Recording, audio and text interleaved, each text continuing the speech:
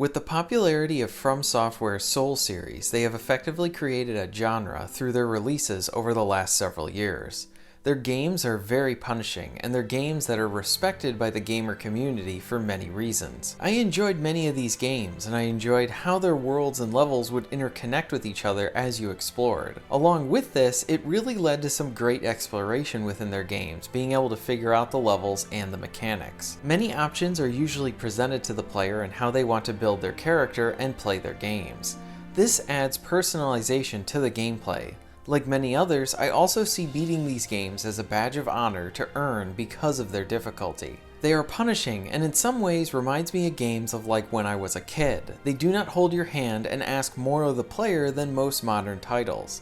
And since these games gained popularity with every entry, many other developers were inspired by them and wanted to try and take their own stab at it. On the indie front, many games have also tried making their own versions of the Souls-like formula. Last year introduced Death's Gambit, and with that it had a very familiar feeling to a Souls game, but from a side-scrolling perspective. I enjoyed what was presented in the game, and I really enjoyed the memorable soundtrack. This year, another indie game caught my eye as it aimed to take elements of Souls-likes and roguelites and throw them together with a dark atmosphere to hopefully make for a memorable experience. Ladies and gentlemen, I present to you my review for Dark Devotion.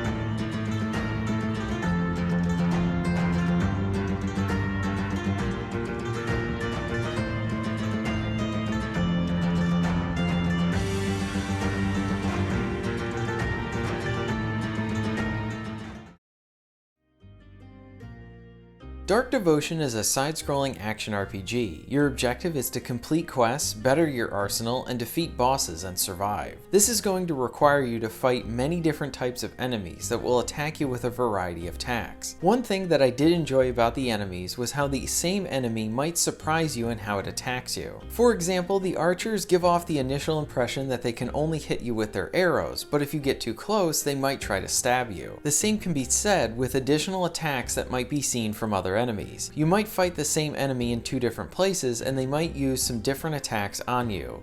They only use a handful of moves, but there are instances where they might only use one or two of the moves, and then when you encounter the enemy again, it'll surprise you with a third attack. This helps to keep you on your toes as you encounter both new and old enemies. Thankfully, you do have a few ways to dispatch them.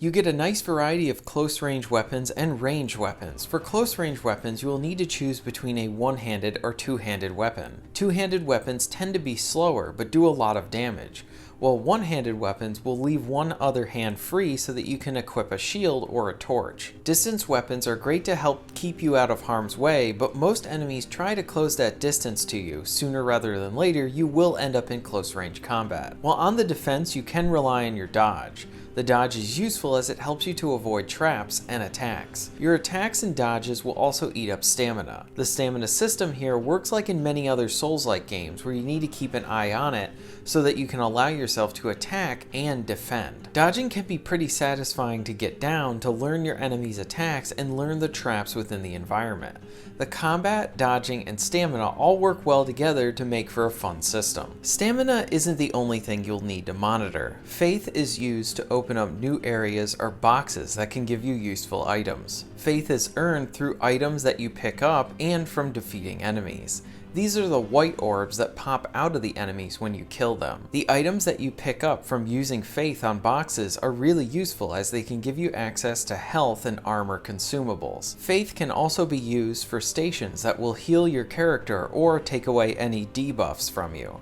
Faith is used for your magical attacks. The magic attacks are useful, but there is a risk to the system in how you choose to use your faith. If you decide to use your faith for magical attacks, you might be in a position where you cannot unlock an area that could provide you with useful items because you opted to use them for attacks. Defeated enemies will also drop purple orbs, and these can be used to unlock different buffs for your character. Defeated enemies will also provide you with new and better equipment on the fly, and in some cases it will be worth switching out your armor, not just because of the stat bonuses, but because it will increase your health and armor stats. Some items that you will find will be permanently added to your inventory, so that when you die and start a new run, you can then have these items from the outset. When you die, you will lose all your items that you have and only keep the purple experience orbs that you have earned.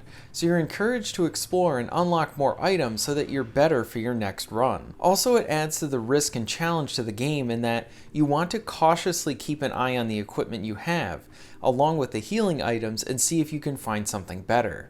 So exploration is encouraged, and the game provides you with a useful map to help you understand the surroundings, along with being able to find any potential items that you missed, like stat boosting tablets. There is a fast travel like checkpoint system where you'll be exploring and then run into a transportation statue that you can choose to then select this statue as the place that you can fast travel to from the main hub. So this way that if you die, you can start right back here.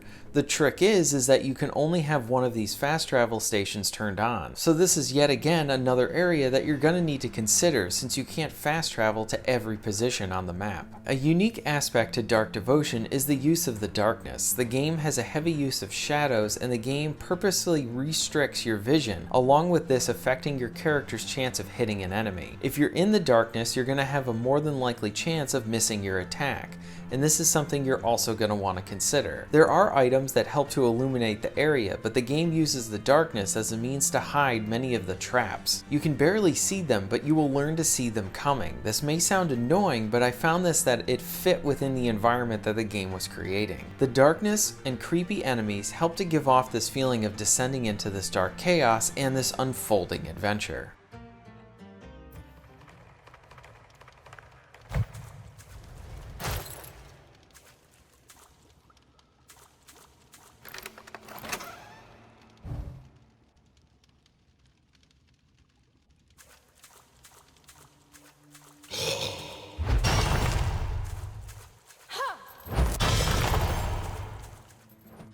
You will fight many enemies, and this includes bosses. These are these named enemies that can be pretty tough.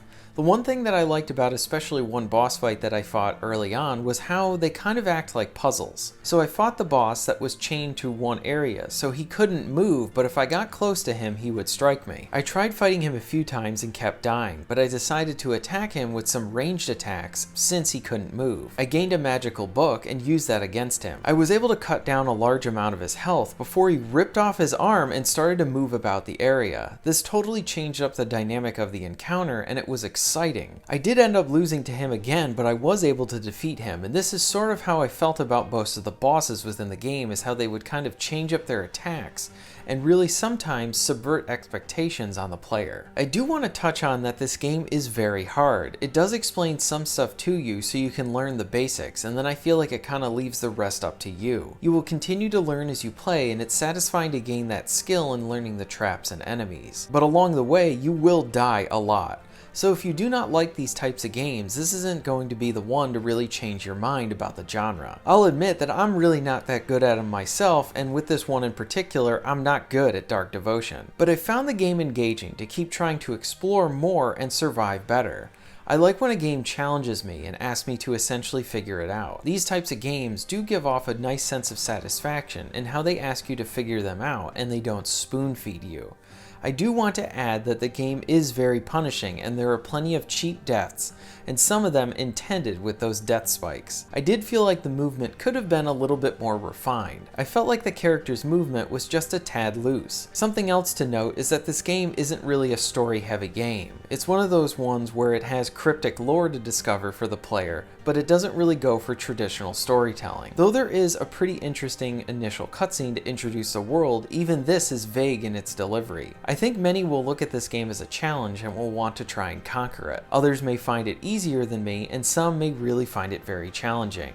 but I understand that this game really isn't for everyone, but it is one that I would suggest you try. For as long as we could remember, this is how it has always been. Devoid of morality. No sacrifice being too great to praise their God. Devotion is... Like I said at the beginning, I enjoy these types of games, and I like to try different ones from developers trying to make their own spin on them. I very much enjoyed the exploration and the progression from the permanent boosts to the equipment that you'll find on your run, but I do need to admit that due to the difficulty of this game, I haven't been able to beat it, but it is one that I'm still enjoying. I feel like this is going to be slow going for me, but I am enjoying my time with it. Based on what I've played so far, I can recommend this game to players that enjoy Souls-likes and roguelites. There's a challenge here that's worth exploring and overcoming. Thank you very much for watching.